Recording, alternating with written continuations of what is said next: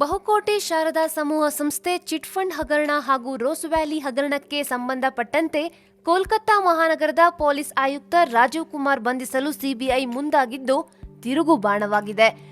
CBI ಅಧಿಕಾರಿಗಳನ್ನೇ ಅಲ್ಲಿನ ಪೊಲೀಸರು ಘೇರಾವ್ ಮಾಡಿ ಕಟ್ಟಿಹಾಕಿದ್ದಾರೆ.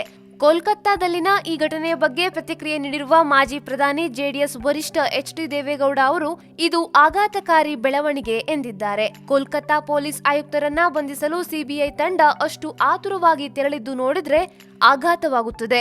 ಅಸಂವಿಧಾನಾತ್ಮಕ ವಿಧಾನಗಳನ್ನ ಈ ದೇಶ ಈ ಹಿಂದೆ ಕೂಡ ಇಂಥ ಪರಿಸ್ಥಿತಿಯನ್ನ ಎದುರಿಸಿದೆ. ಪಶ್ಚಿಮ ಬಂಗಾಳದ ಬೆಳವಣಿಗೆಗಳನ್ನ ನೋಡಿದ್ರೆ ತುರ್ತು ಪರಿಸ್ಥಿತಿಯ ದಿನಗಳು ನೆನಪಿಗೆ ಬರುತ್ತಿದೆ ಎಂದು ದೇವೇಗೌಡರು ಟ್ವೀಟ್ ಮಾಡಿದ್ದಾರೆ. ಕೋಲ್ಕತ್ತಾದ ಸಾಲ್ಟ್ ಲೇಕ್ ಪ್ರದೇಶದಲ್ಲಿರುವ ಪೊಲೀಸ್ ಕಮಿಷನರ್ ರಾಜೀವ್ ಕುಮಾರ್ ನಿವಾಸದ ಬಳಿ ಭಾನುವಾರ ರಾತ್ರಿ ಹೈಡ್ರಾಮಾ ನಡೆದಿತ್ತು. ಪ್ರಕರಣದ ವಿಚಾರಣೆಗಾಗಿ ಸಿಬಿಐ ಅಧಿಕಾರಿಗಳನ್ನ ಪೊಲೀಸರು ವಶಕ್ಕೆ ಪಡೆದಿದ್ರು. ಆದರೆ ಅಷ್ಟರಲ್ಲಿ ಈ ಘಟನೆ ಬಗ್ಗೆ ಮಾಹಿತಿ ಪಡೆದ ಮುಖ್ಯಮಂತ್ರಿ ಮಮತಾ ಬ್ಯಾನರ್ಜಿ ಕೂಡ ಸ್ಥಳಕ್ಕೆ ಧಾವಿಸಿ ಬಂದ್ರು. ಸಿಬಿಐ ಅಧಿಕಾರಿಗಳಿದ್ದ ವಾಹನವನ್ನ ಪೊಲೀಸರು ಘೇರಾವ್ ಮಾಡಿದ್ರು. ನಂತರ ಸಿಬಿಐ ಅಧಿಕಾರಿಗಳನ್ನ ಬಿಡುಗಡೆ ಮಾಡಲಾಯಿತು. ಈ ಸಂದರ್ಭದಲ್ಲಿ ನೂರಾರು ಮಂದಿ ತೃಣಮೂಲ ಕಾಂಗ್ರೆಸ್ ಕಾರ್ಯಕರ್ತರು ಅಲ್ಲಿ ಜಮಾಯಿಸಿದ್ರು. ಸಿಎಂ ಮಮತಾ ಬ್ಯಾನರ್ಜಿ ಅವರು ಕೇಂದ್ರ ಸರ್ಕಾರದ ಕ್ರಮವನ್ನ ಖಂಡಿಸಿ ಧರಣಿ ಕುಳಿತುಕೊಂಡ್ರು. ಸುಮಾರು 2,500 ಕೋಟಿ ರೂಪಾಯಿ ಮೊತ್ತದ ಶಾರದಾ ಹಗರಣದ ತನಿಖೆಯನ್ನ ಈ ಹಿಂದೆ ಪೊಲೀಸ್ ನಗರ ಆಯುಕ್ತ ರಾಜೀವ್ ಕುಮಾರ್ ನೇತೃತ್ವದ ವಿಶೇಷ ತನಿಖಾ ತಂಡ ನಡೆಸಿತ್ತು.